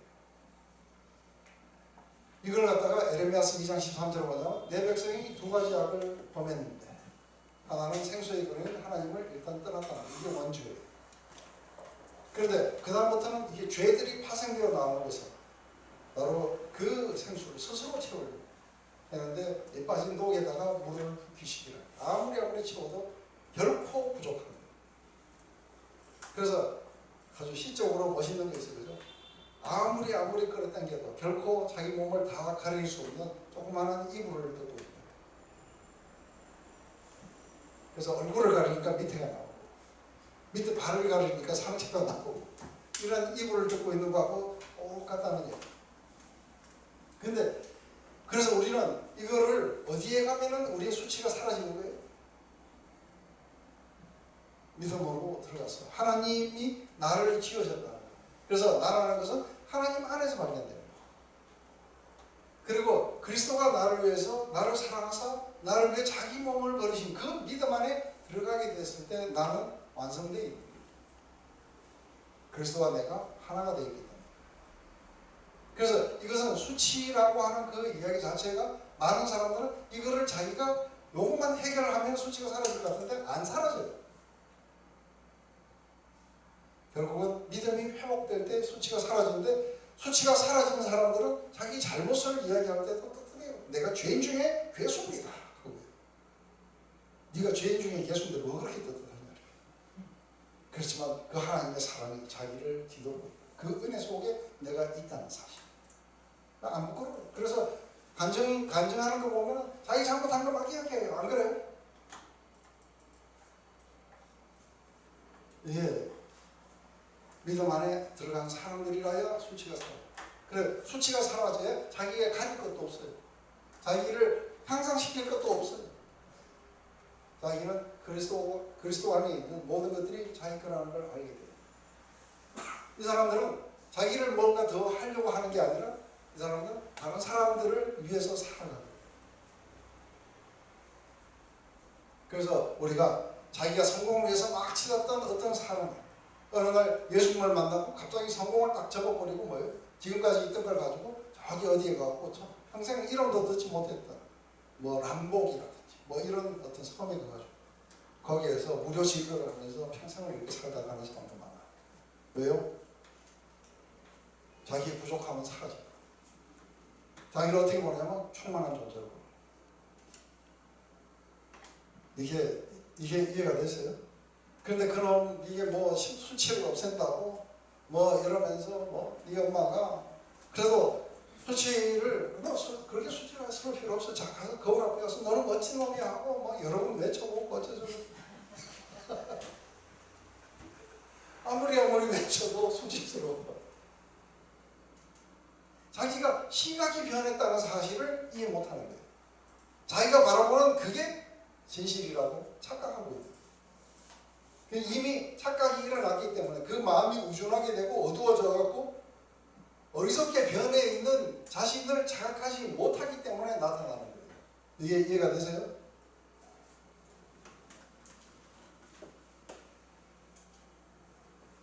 조금 전까지만 하더라도 벌거벗을 하나 부끄러워하지 않았다. 왜냐하면 존재의 충만을 아는 거죠. 그런데 시각이 변하면서 존재의 충만은 부족하기 짝이 없는 거예요. 그러자 하나님을 바라보니까 하나님을 이제 완전히 타자로밖에 안 보여요. 하나님을 완전히 타자로 느끼는 만큼 두려움이 일어나요. 그래서 이런 상태로 하나님을 만난다는 건 굉장히 두려운 거죠. 그런데 믿음이 오면 어떻게 돼요? 겁과 두려움 없어지리니 영원하신 팔에 안기세요 하고, 이게 두려움 대신에 우리 안에 온전한 사랑이 우리를 지배하게 돼요. 이게 어떻게 일어나냐면 믿음으로 일어나요. 내 의인은 그래서 믿음으로 살아가야 되는 거죠.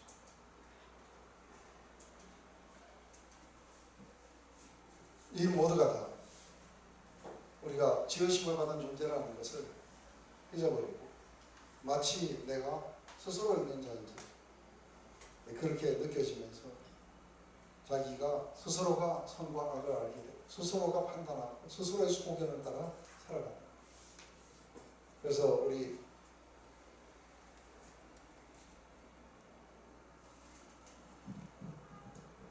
이게 뭐죠? Judges. 한국말 생각이. 네? 사사기. 근데 어떻게 영어는 생각나고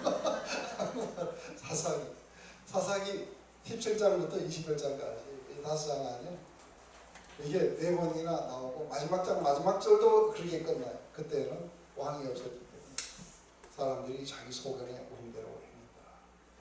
그래서 이스라엘이 최악의 어둠으로 여기에 미가의 신상의 이야기, 레위인의 첩의 이야기, 그리고 전쟁이 일어나가지고 베냐민 지파를 거의 멸절시켰던 이야기, 실로에 예배하러 온 자들을 갖다가 납치해가지고 아기를 낳도록 해가지고 한다든지, 이게 하나님한테 물어보는 게 아니라 전부 자기 소견에 옳은 대로 행하면서 아주 비참한 이야기들이 거의 나온 거예요. 이게 하나님을 마음에 두기 싫어했고 하나님을 인식하지만 눌러버려요. 아담과 하와가 하나님이 계시다는 걸 몰랐던 게 아니에요. 그렇지만 인식하고 자기는 스스로 있는 자가 되기로 합니다. 사단의 유혹을 합니다. 우리는 모두가 다 거기에 있는 거예요. 이제는 우리의 판단이나 내 소견 이런 것으로 나는 살지 않겠다고 결정하는 것을 이 사실을 우리가 인식했을 때 하고 우리가 벽에다 머리를 찍으면서 이게 얼마나 어리석은 이야기였던가 하고 이거를 알게 된 것을 뭐라고 이야기하냐면 이게 자기 부인이 일어났다. 그러면서 이제는 가는데 내 소견이 올라온다든지 내 욕망의 어떤 시각들이 올라온다든지 하면 무조건 다 죽여야 돼. 그러면서 우리는 외치는 거예요. 내가 그리스도와 함께 십자가에 죽었다. 그러면서도 내가 여전히 내가 육체 가운데 사는 것은 나를 사랑하사 나를 위해 자기 몸을 버리신 그리스도를 믿는 나는 믿음 안에 살아. 나는 그분의 은혜를 피하지 않겠다. 나는 내가 나를 거기서 발견하겠다. 이게 우리에게 오게 될 때 우리는 나를 따르려거든 자기를 부인하고 자기 십자가를 지고 따라오라는 그 이야기예요.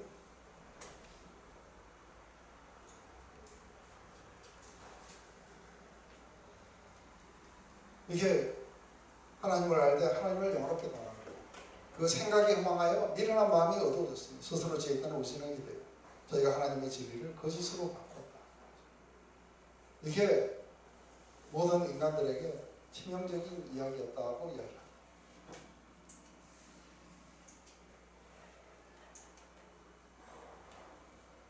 그 결과 이제 죄악들이 쏟아져 나온 이야기예요. 저희가 마음에 하나님 두기 싫어하면 하나님께서 저희 상실한 마음대로 내어버렸어요. 합당하지 못한 일이 있으니 모든 불의와 추악과 탐욕과 악의가 가득한 자에 쭉 하고 다녀와요. 마지막에 하와처럼 자기만 할 뿐 아니라 그 일을 행하는 자를 또 옳다고 하면서 그러면서 다른 사람들에게도 그렇게 권하게 돼요. 그래서 소모임에서 부지런히 막 하는 게 보면 뭐 어디에 투자하면 좋다든지 뭐가 어떻다든지 죄 가운데 사는 거죠. 이 원죄에서 벗어나는 거죠. 그래서 이 원죄에서 벗어나서 처음에 우리의 시각을 되찾아야 돼요. 그게 자기 부인의 길이에요. 이걸 갖다가 마태복음 뭐냐면 마음이 가난한 자, 자기의 그런 상태를 애통해야 하는 자, 그리고 의에 줄이고 목이 마른 자, 자기 안에 아무리 노력해도 의가 하나도 없다는 걸 아는 자들은 의에 줄이고 목이 마른 자. 그래서 그 하나님 나라에 있는 그 의를 우리가 추구하는 자, 그런 자들은 천국이 저희 것일 거라고 이야기하십니다. 이게 안 되고는 그 다음 스토리들은 이야기를 하나 많아요. 그래서 뭐 패션 오브 더 크라이스트 보면서 뭐 얼마나 아프셨을까 뭐 그래요.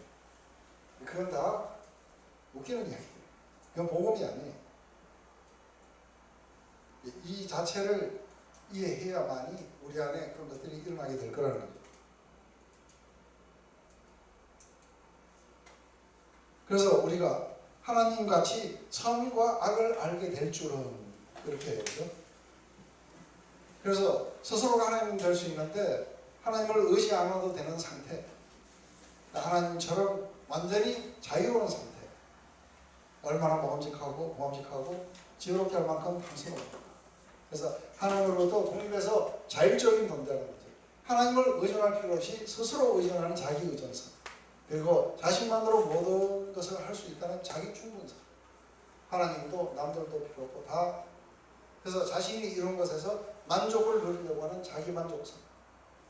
근데 믿음으로 온 거예요. 우리의 만족은 주님께서 행하신 그 일로 일어나는. 나의 자랑은 그리스도의 나를 위해서 행하신 그것에서 내가 자랑하기 시작해요. 나도 이게 의인은 믿음으로 살아야 된다. 이런 모든 것을 떠나 하나님을 의지하고 하나님을 믿고 우리가 하나님 안에서 스스로 살아가야 됩니다. 이게 명확하게 우리 안에 오지 않으면 우리는 계속해서 어디 로마서 1장에 머물고 있는 거예요. 그래서 우리가 빨리 3장 21절로 가야 돼요. 근데 계속해서 이것 때문에 하나님의 진노가 나타났다는 거예요. 그래서 빨리 여기에서부터 우리가 구원받고 피해야 될 필요가 있다고 하는 것을 이게 복음의 시작이 알려주거든요. 그러면서 이거는 마치 그렇게 사는 사람을 정죄하고 이런 것 같지만 그게 아니라 그런 상태에 있다는 것을 깨닫고 거기서부터 구원의 필요성을 느끼고 나오라고 이야기하는 거죠. 우리 이제 2장에 가면은 유대인의 이야기가 나와요. 그것은 너희들이 율법을 가지고 있었지만 율법대로 살지 않았다. 하나님의 말씀을 너희들이 알고 있었지만 말씀대로 믿지 않았다. 근데 그 결과 유대인들도 전부 동일한 어리석음 속에 들어가게 됐다. 이게 이제 그 이야기고 3장 21절 가면 이제는 그래요. 이제는 하나님의 의가 나타났다. 어떻게 나타나냐면 유대인이건 헬라인이건 상관없이 그리스도 예수 안에 있는 구속으로 말미암아 값없이 의롭게 되었다. 그래서 하나님이 우리를 값없이 의롭게 해주신 것을 이제 믿어야 돼요. 그러면 회복이 일어나요. 아멘? 제가 마치도록 하겠습니다. 하나님 오늘 우리가 로마서의 1장을 시작했습니다. 하나님 우리가 마음이 어떻게 우준해지고 무뎌지고 그리고 어두워지는지 그러면서 자신의 그 욕망을 따라서 얼마나 지혜에 있다나 정말 어리석게 변해가는지 우리의 일상생활 속에서도 우리를 많이 봅니다. 하지만 그것이 근본적으로 자기라는 것을 인식하지 못한다면 복음도 구원도 우리에게 아무 소용이 없는 것을 봅니다. 하나님 다시 한번 우리에게 이 믿음이 회복될 수 있고 우리가 이 로마서를 읽어가면서 다시 한번 주의 성령으로 말미암아 강력하게 믿음 가운데 일어서게 하시옵소서. 예수님의 이름으로 기도드립니다.